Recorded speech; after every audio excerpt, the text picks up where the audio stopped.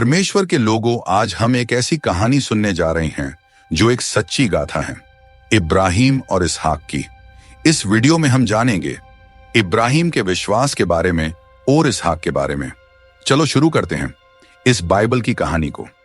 परमेश्वर के लोगों, अगर ये बाइबल कहानी आप पढ़ना और विस्तार से समझना चाहते हैं तो उत्पत्ति 22 अध्याय के 1 वचन से 19 वचन में इस घटना का पूरा वर्णन है। आप पढ़ सकते हैं। चलो शुरू करते हैं इस कहानी को। मैं आपको एक ऐसे इंसान की कहानी सुनाने जा रहा हूं जिसका नाम था इब्राहिम। यह कहानी उस वक्त की है जब दुनिया अभी नई नई बसी थी। इब्राहिम का जन्म ऊर नाम की जगह पर हुआ था जो काल्दियों की जमीन में थी। वो एक साधारण इंसान था, लेकिन उसकी जिंदगी में कुछ ऐसा हुआ जिसने उसे खास बना दिया। एक दिन परमेश्वर ने उससे कहा, इब्राहिम, अपनी जमीन, अपने रिश्तेदारों और अपने पिता का घर छोड़कर उस देश में चले जाओ जो मैं तुम्हें दिखाऊंगा। मैं तुम्हें एक बड़ी कौम बनाऊंगा और तुम्हारा नाम इतना बड़ा होगा कि लोग तुम्हें याद रखेंगे। इब्राहिम उस वक्त 75 साल का था। उसकी पत्नी का नाम था सारा, जो बहुत खूबसूरत थी, लेकिन उनके कोई बच्चे नहीं थे। फिर भी इब्राहिम ने परमेश्वर पर भरोसा किया। उसने अपना सब कुछ छोड़ा, अपना घर, अपनी जमीन, अपनी सारी सुविधाएं, और सारा को लेकर कनान की ओर चल पड़ा। यह आसान नहीं था। रास्ते में भूख थी, प्यास थी और खतरे थे, लेकिन इब्राहिम का विश्वास कभी नहीं डगमगाया। जब वो कनान पहुंचा तो परमेश्वर ने फिर उससे कहा, यह सारी जमीन जो तुम देख रहे हो, इसे मैं तुम्हारी संतानों को दूंगा।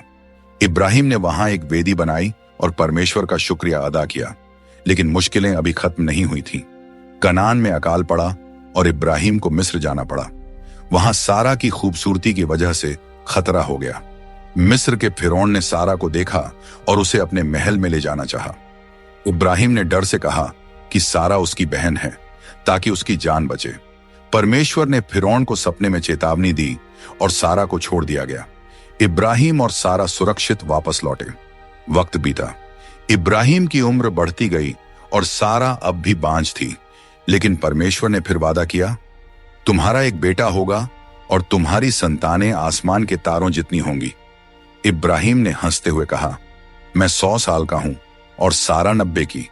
क्या अब भी ऐसा हो सकता है? पर परमेश्वर ने कहा, मेरे लिए कुछ भी असंभव नहीं। फिर एक दिन 3 मेहमान इब्राहिम के तंबू में आए। वो कोई साधारण लोग नहीं थे, वो परमेश्वर के दूत थे। उन्होंने कहा, अगले साल सारा को एक बेटा होगा।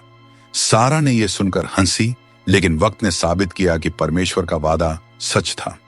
अगले साल सारा ने एक बेटे को जन्म दिया, जिसका नाम रखा गया इसहाक। इब्राहिम तब 100 साल का था और उसकी खुशी का ठिकाना नहीं था, लेकिन इब्राहिम का इम्तिहान अभी बाकी था। एक दिन परमेश्वर ने कहा, इब्राहिम, अपने इकलौते बेटे इसहाक को ले जाओ और उसे मोरियाह पहाड़ पर मेरे लिए बलि चढ़ाओ। इब्राहिम का दिल टूट गया। इसहाक उसका सब कुछ था, उसका वादा, उसकी उम्मीद। फिर भी उसने परमेश्वर पर भरोसा रखा। वो सुबह उठा, इसहाक को लेकर पहाड़ पर चला गया। उसने लकड़ियां बांधी, आग तैयार की और इसहाक से कहा, बेटा चलो। इसहाक ने पूछा, पिताजी, बलि का मेमना कहां है? इब्राहिम ने कहा, परमेश्वर खुद उसे देगा। जब इब्राहिम ने इसहाक को वेदी पर बांधा और चाकू उठाया, तब परमेश्वर की आवाज आई, इब्राहिम, रुक जाओ। अब मुझे पता है कि तू मुझ पर पूरा भरोसा करता है। अपने बेटे को मत छू। पास ही एक मेमना झाड़ियों में फंसा था। इब्राहिम ने उसे बलि दी और परमेश्वर का शुक्रिया अदा किया। परमेश्वर ने कहा, तेरे इस विश्वास की वजह से तेरी संतानें दुनिया को आशीर्वाद देंगी। इब्राहिम की जिंदगी आसान नहीं थी। उसने घर छोड़ा, अकाल झेले, डर का सामना किया और अपने बेटे को खोने की कगार तक पहुंच गया, लेकिन हर बार उसने परमेश्वर पर भरोसा रखा। उसकी कहानी हमें सिखाती है कि विश्वास और धैर्य से बड़ी मुश्किल पार की जा सकती है। इब्राहिम आज भी याद किया जाता है, न सिर्फ एक पिता के रूप में, बल्कि विश्वास के सबसे बड़े नमूने के रूप में। परमेश्वर के लोगों, आपको इब्राहिम की और इसहाक के बारे में जानकर आपको बहुत अच्छा लगा होगा। ऐसे ही बाइबल की सच्ची प्रेरणादायक कहानी और शिक्षा पाने के लिए हमारे चैनल के साथ बहुतायत से जुड़ें। परमेश्वर आपको बहुतायत आशीष देंगे। हमारी इस वीडियो को लाइक करें और चैनल सब्सक्राइब करें और शेयर जरूर करें।